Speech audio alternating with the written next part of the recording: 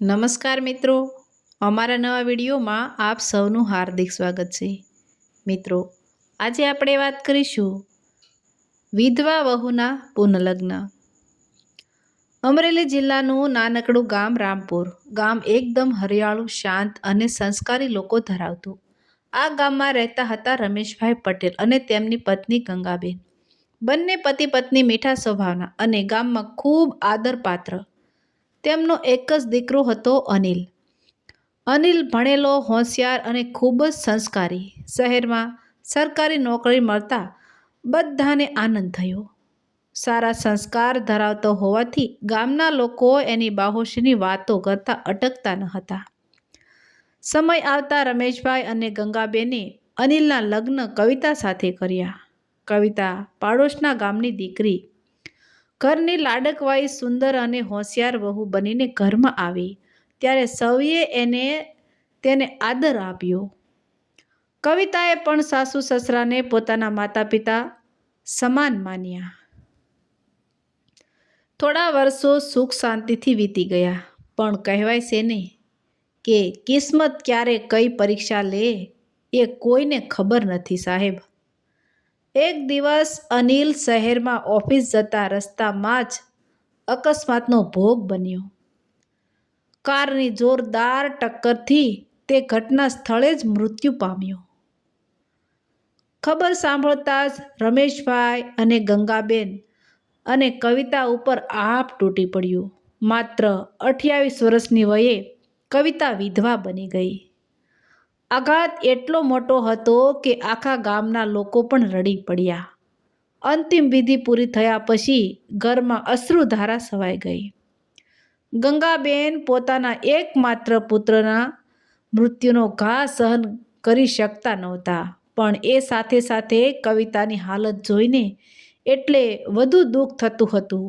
કવિતા રોજ રાત્રે સાસુ વહુને સૂઈ જતી. કવિતા રોજ રાત્રે આંસુ વહાવીને સૂઈ જતી.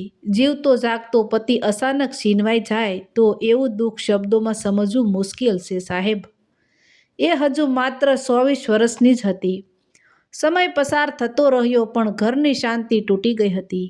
ગામની સ્ત્રીઓ ક્યારેક પાછળથી ટિપ્પણીઓ કરતી, આવી છોકરીને હવે આખું જીવન સફેદ ઘૂંઘટ ખેંચીને કાપવું પડશે. વિધવા જીવન સહેલું નથી. હજુ આખું જીવન પડ્યું છે એની સામે. આ વાતો સાંભળીને રમેશભાઈ અને ગંગાબેનના હૃદયમાં શીરો પડતો. એક દિવસ રાત્રે બંને પતિ પત્ની વાત કરતા હતા. ગંગાબેન બોલ્યા, કવિતાની હાલત જોઈને મને ખૂબ દુઃખ થાય છે. એ હજી બાળકી છે. આખું જીવન આ રીતે વિતાવે એ કેવી રીતે શક્ય છે? રમેશભાઈ ઊંડો શ્વાસ લઈને બોલ્યા, હા ગંગા, તું સાચું કહે છે. આપણો દીકરો તો નથી રહ્યો, પણ વહુનો તો આખો જીવનકાળ પડ્યો છે. જો એ ફરીથી લગ્ન કરે તો એને નવું ભવિષ્ય મળી શકે. બંનેના મનમાં એક મોટો નિર્ણય દ્રઢ થવા લાગ્યો. રમેશભાઈ અને ગંગાબેન રાત્રે ઊંઘી ન શક્યા. આંખો મીચતા જ તેમને પોતાનો દીકરાનો ચહેરો નજરે ચડતો, પણ સાથે સાથે તેઓએ કવિતાનું ભાવિ પણ દેખાતું. રમેશભાઈ બોલ્યા, ગંગા, આપણો દીકરો ગયો એ સાચું છે, પણ વહુને હવે એ જીવનભરનો શાપ કેમ ભોગવવા દઈએ? સમાજ શું કહે છે એ મહત્વનું નથી. મને તો લાગે છે કે આપણે વહુના ફરીથી લગ્ન કરાવી દેવા જોઈએ. ગંગાબેન આંખો પોંછીને બોલ્યા, હા, એ જ વિચાર હું પણ કરતી હતી. સમાજમાં તો લોકો હંમેશા વાતો કર્યા કરે છે, પણ જો એના નવા ઘરમાં એ ખુશી રહે તો એ જ આપણો સંતોષ. બંનેએ નિર્ણય કર્યો કે કવિતાને સમયસર વાત સમજાવવી જોઈએ. કવિતા પોતાના ઓરડામાં એકલી બેઠી હતી, આંખો લાલ થઈ ગયેલી. જીવન અચાનક એકદમ સૂનું થઈ ગયું હતું. હું હવે શું કરું? એ મનમાં વારંવાર વિચારે. એણે ક્યારેય કલ્પના પણ નહોતી કરી કે એની દુનિયા આટલી ઝડપથી ખંડેર બની જશે. જ્યારે સાસુ સસરા અને પ્રેમથી મળતા ત્યારે એને થોડો સહારો મળતો, પણ એકાંતમાં એનું દુઃખ વધારે ઉછળતું. એક સાંજે ગંગાબેને કવિતાને બોલાવીને બાજુમાં બેસાડ્યા. દીકરી, અમને ખબર છે તું કેટલી દુઃખી છે. તારું દુઃખ એ અમારું દુઃખ છે, પણ હકીકત એ છે કે જીવન આગળ ચાલતું રહેશે. કવિતા શાંતિથી સાંભળી રહી. રમેશભાઈ બોલ્યા, કવિતા, તું હજી ખૂબ નાની છે. તારા આગળ આખું જીવન પડ્યું છે. તું એ રીતે વિધવા બનીને આખું જીવન વ્યર્થ કેમ વેડફે? અમને લાગે છે કે તારા લગ્ન ફરીથી થવા જોઈએ. કવિતા આ વાત સાંભળી અસંભિત થઈ ગઈ. તેની આંખો પહોળી થઈ ગઈ. સસરાજી, તમે આ શું બોલો છો? હું અનિલજીની યાદમાં જ જીવીશ. મારા માટે હવે જીવનમાં બીજું કંઈ નથી. ગંગાબેન એના ખભા પર હાથ ફેરવતા બોલ્યા, ના દીકરી, એ રીતે વિચારતી નહીં. અનિલનો આત્મા પણ એ જ કહેતો હશે કે તું જીવન ફરીથી જીવ. અમે પણ એ જ ઈચ્છીએ છીએ. કવિતા રડતા બોલી. પણ સમાજ લોકો શું શું બોલશે? રમેશભાઈ કડક અવાજે બોલ્યા. સમાજ તો હંમેશા બોલતો જ હોય છે, પણ એના કારણે આપણો નિર્ણય બદલી ન શકાય.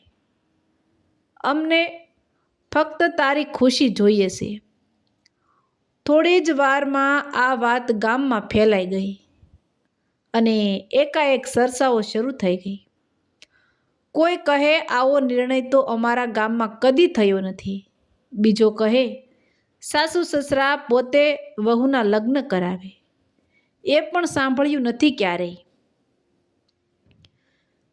કેટલાએ વખાણ્યું, પણ હકીકતમાં એ લોકો સાસો નિર્ણય લઈ રહ્યા છે. વહુનું જીવન બગડે એ પહેલાં એની ખુશી વિચારવી જોઈએ. પણ ઘણા લોકો વિરોધ કરતા, ખાસ કરીને કાકા કાકીઓ અને દૂરના સંબંધીઓ. આવા કૃત્ય તો કુટુંબની પરંપરાને તોડે છે. અનિલના નામે તેણે આ જીવન જીવી જવું જોઈએ. કવિતા રાત્રે એકલી બેઠી ઘણી વાર વિચારે. મારા સાસુ સસરા મને પોતાની દીકરી સમજીને મારી ચિંતા કરે છે, પણ શું ખરેખર હું ફરીથી લગ્ન કરી શકું?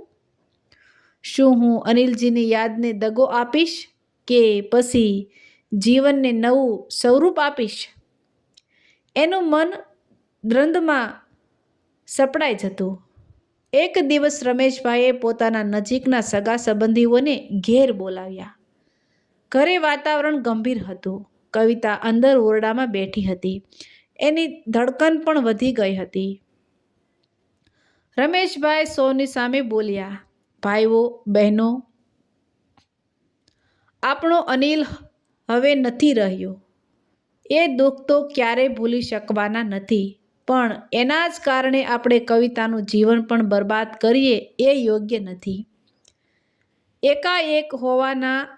એકાએક હોલમાં શાંતિ છવાઈ ગઈ. બધા એકબીજાને જોતા રહ્યા. ગંગાબેન આગળ બોલ્યા, કવિતા અમારી વહુ નથી, અમારી દીકરી છે. દીકરી માટે માતા પિતા જે કરે એ જ કરવાનું છે. એટલે અમે નક્કી કર્યું છે કે એના લગ્ન ફરીથી કરાવવા. સગાઓમાં થોડી ખળભળાટ મચી ગઈ. મામા બોલ્યા, પણ આવું તો ક્યારેય સાંભળ્યું નથી. લોકો શું કહેશે? પટેલ કાકા બોલ્યા, વહુ એ ઘરની લક્ષ્મી છે. એને પરણાવી દેશો તો ગામમાં તમારું નામ ખરાબ થશે. રમેશભાઈ શાંત પણ દ્રઢ અવાજે બોલ્યા, ગામ શું કહેશે એની મને ચિંતા નથી. મારી વહુનું ભવિષ્ય જ મારી પહેલી ચિંતા છે. જે કોઈને વાંધો હોય એને રહેવા દો, પણ મારો નિર્ણયથી મક્કમ છે. કોઈ સમર્થનમાં પણ બોલ્યા, હા, રમેશભાઈ સાચું કહે છે. દીકરીનું ભવિષ્ય વિચારવું એ જ સાચું કર્તવ્ય છે. તે રાત્રે ગંગાબેન કવિતાની પાસે આવ્યા. દીકરી, અમે બધાને કહી દીધું છે. તારી માટે જ અમે આ પગલું ભર્યું છે. હવે તારો નિર્ણય જરૂરી છે. કવિતા રડી પડી. એણે ધીમે અવાજે કહ્યું, મમ્મીજી, હું ખરેખર ગભરાઈ ગઈ છું. પણ તમારો પ્રેમ જોઈને મને લાગે છે કે હું એકલી નથી. જો તમે કહો છો તો હું વિચારવા તૈયાર છું. ગંગાબેને એના માથા પર હાથ ફેરવ્યો. હા દીકરી, એ જ જોઈએ છે. જીવનમાં દુઃખ આવે તો એની સાથે નવું જીવન પણ આવવું જોઈએ. કવિતાના ફરીથી લગ્ન માટે યોગ્ય વર શોધવાનું કામ શરૂ થયું. ગામના ઘણા લોકો ચર્ચા કરતા હતા, કોણ આવી છોકરીને પરણશે. પણ એ ભણેલી છે, સંસ્કારી છે, તો સારો વર મળી જ જશે. રમેશભાઈએ પોતાના એક મિત્ર સાથે વાત કરી. એ મિત્રએ કહ્યું, મારા એક ઓળખીતાનો દીકરો છે, રાજેશ. સરકારી નોકરી કરે છે, વિવેકી છે અને એની પણ 2 વર્ષ પહેલાં પત્ની બીમારીથી મૃત્યુ પામી હતી. એને પણ જીવનસાથીની જરૂર છે. આ વાત સાંભળતા રમેશભાઈ અને ગંગાબેનને આશાનું કિરણ દેખાયું. ઘરમાં નક્કી થયું કે બંનેની મુલાકાત કરાવી જોઈએ. કવિતા શરમથી માથું ઝુકાવી બેઠી હતી. રાજેશ સામે બેઠો હતો, ઊંચો, ભણેલો અને શાંતિપૂર્ણ સ્વભાવનો માણસ. રાજેશ ધીમે બોલ્યો, મને ખબર છે તમે કઈ સ્થિતિમાંથી પસાર થઈ રહ્યા છો. હું પણ પરિણીત છું. મને લાગે છે કે આપણે બંને એકબીજાને સમજી શકીશું. કવિતાએ પહેલી વાર એ શબ્દો સાંભળીને દિલમાં શાંતિ અનુભવી. એણે હળવે માથું હલાવ્યું. હા, કદાચ સાસુ. કવિતા અને રાજેશની મુલાકાત બાદ વાતાવરણ થોડું હળવું બન્યું. કવિતા પહેલી વાર પોતાના દિલમાં શાંતિ અનુભવતી હતી. રાજેશનો સરસ સ્વભાવ એને ગમ્યો. કવિતા પોતાના ઓરડામાં આવીને ઘણી વાર વિચારતી રહી, શું હું ફરી જીવનની શરૂઆત કરી શકું? અનિલની યાદો તો ક્યારે ભૂલી નહીં શકું, પણ કદાચ રાજેશજી મારી દુઃખભરી દુનિયામાં પ્રકાશ લાવી શકે. રમેશભાઈ અને ગંગાબેનને પણ આશાનું કિરણ દેખાયું. તેઓ ગામના થોડાક વડીલો પાસે ગયા અને ખુલ્લેઆમ કહ્યું, અમારો નિર્ણય પાકો છે. કવિતાના લગ્ન રાજેશ સાથે જ કરાવવાના છે. જે કોઈને સ્વીકાર્ય હોય એ સારું, નહીં તો અમને કોઈ વાંધો નથી. આટલી સ્પષ્ટતા સાંભળી ગામમાં ચર્ચાઓ વધુ તેજ થઈ ગઈ. કોઈ કહે, આ તો સાસુ સાહસ છે, આવું કરવું એ મોટાપણું છે. બીજો કહે, વિધવા વહુને ફરી પરણાવી એ તો પાપ સમાન છે. પણ ધીમે ધીમે ઘણા લોકો રમેશભાઈના પક્ષમાં આવ્યા. જે કર્યું એ તેમને સાચું જ કર્યું છે. દીકરીનું ભવિષ્ય બગાડવું એ તો મોટું પાપ છે. એક રાત્રે કવિતા ગંગાબેનની ગોદમાં માથું મૂકીને રડી પડી. મમ્મીજી, મને ડર લાગે છે. શું હું ખરેખર નવા જીવન માટે તૈયાર છું? ગંગાબેન એના આંસુ પોંછી બોલ્યા, હા દીકરી, રડવું સ્વાભાવિક છે, પણ જીવન કોઈ માટે અટકતું નથી. તું ફક્ત એ યાદ રાખ કે તારા સાસુ સસરા તારા માટે માતા પિતા સમાન છે. કવિતા હળવી થઈ ગઈ. એને લાગ્યું કે એ એકલી નથી. સમય નક્કી થયો. સગા સંબંધીઓ આમંત્રણ મોકલવામાં આવ્યા. ગામમાં પણ ખબર ફેલાઈ કે રમેશભાઈએ પોતાની વહુનું પુનઃ લગ્ન નક્કી કર્યું છે. ઘરે ફરી આનંદનું વાતાવરણ છવાયું. લાંબા સમય પછી પહેલી વાર ગંગાબેનના ચહેરા પર સ્મિત આવ્યું. રમેશભાઈ પણ ખુશ લાગતા હતા. કવિતા માટે ફરી સજાવટના કપડાં લાવવામાં આવ્યા. એના ચહેરા પર થોડી શરમ, થોડી આશા દેખાતી હતી. લગ્ન પહેલા રાજેશનો પરિવાર કવિતાને મળવા આવ્યો. રાજેશની માતા એના હાથ પકડી બોલી, દીકરી, હવે તું અમારા ઘરની લક્ષ્મી બનવા જઈ રહી છે. તારી સાથે અમે દીકરી જેવો જ પ્રેમ કરીશું. કવિતા આ સાંભળીને ભાવુક થઈ ગઈ. એને લાગ્યું કે કદાચ કિસ્મતે એને ફરીથી સારો પરિવાર આપ્યો છે. ગામમાં પહેલી વાર એવો પ્રસંગ બનવાનો હતો કે એક વિધવા વહુના લગ્ન એના સાસુ સસરાએ જ કરાવ્યા હતા. આખું ગામ ઉત્સુક હતું. લગ્નના દિવસે ઘરમાં સવારથી જ મીઠું વાતાવરણ છવાઈ ગયું. ગંગાબેન વહુને તૈયાર કરાવી રહ્યા હતા. કવિતા લાલ સાડીમાં ખૂબ સુંદર લાગી રહી હતી. આંખોમાં થોડું દુઃખ તો હતું જ, પણ આજે એમાં નવી આશા પણ ઝળકતી હતી. ગંગાબેન એના માથા પર હાથ ફેરવતા બોલ્યા, દીકરી, આજે તું નવી શરૂઆત કરવા જઈ રહી છે. અનિલ તારા માટે ખુશ થતો હશે. એ વાત હંમેશા યાદ રાખજે. કવિતાની આંખોમાં આંસુ આવી ગયા, પણ એ સાથે સાથે સ્મિત પણ ઝળહળ્યું. ગામના મોટા ભાગના લોકો આવ્યા. કેટલાક હજુ પણ અંદરથી અસહમત હતા, પણ ઘણા લોકો રમેશભાઈના નિર્ણયથી પ્રશંસા કરતા હતા. આવું સાહસ તો બધાની પાસે નથી હોતું. દીકરીનું જીવન બગાડવાના બદલે નવું ભવિષ્ય આપ્યું એ ખરેખર મોટાપણું છે. લગ્નના મંડપમાં લગ્ન ગીતો ગવાતા હતા. દીવડાનો પ્રકાશ, મીઠાશની સુગંધ અને શંખનાદથી વાતાવરણ પાવન બન્યું. લગ્ન દરમિયાન થોડા દૂરના સગાઓએ વિરોધ વ્યક્ત કર્યો. એક કાકા બોલી ઉઠ્યા, આવા લગ્ન તો અમારા કુટુંબની પરંપરાને તોડે છે. આ બધું ખોટું છે.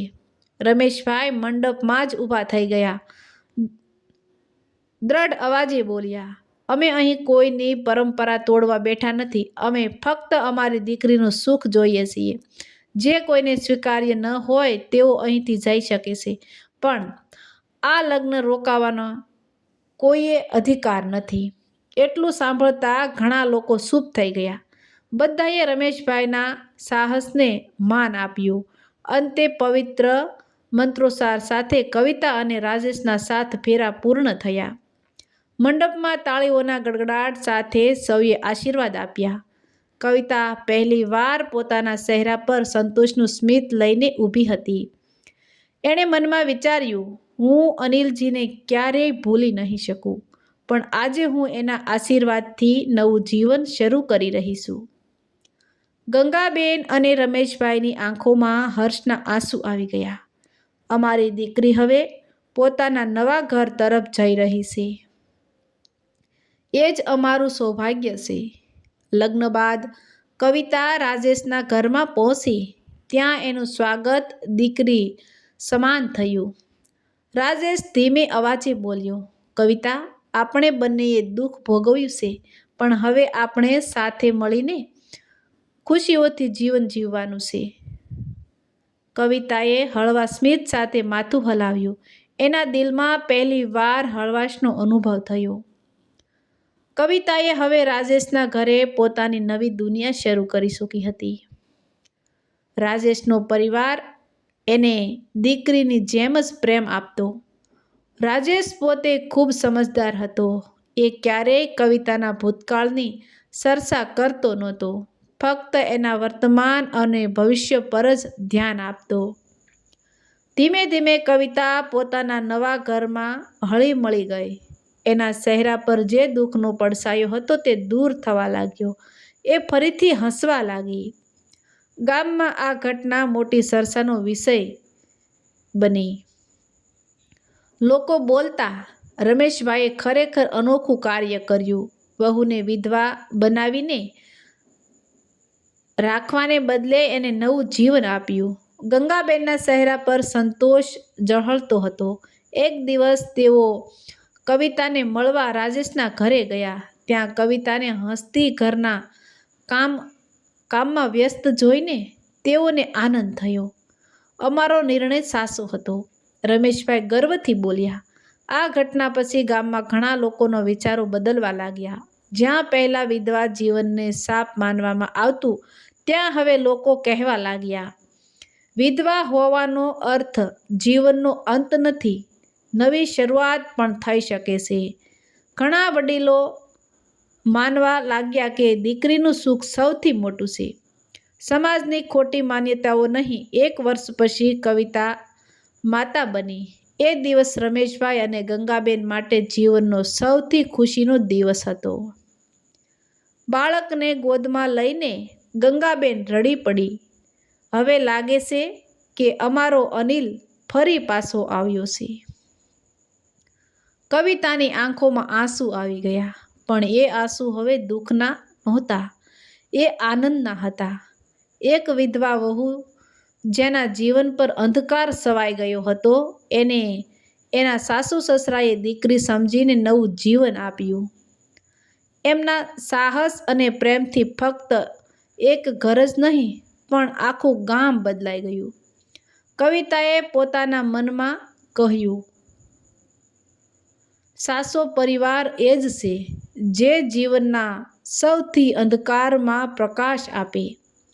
મારા સાસુ સસરા એ જ મારા સાસા માતા પિતા છે. તો મિત્રો, આવા જ નવા વિડીયો જોવા માટે અમારી ચેનલ લાઇક, શેર અને સબસ્ક્રાઈબ કરજો.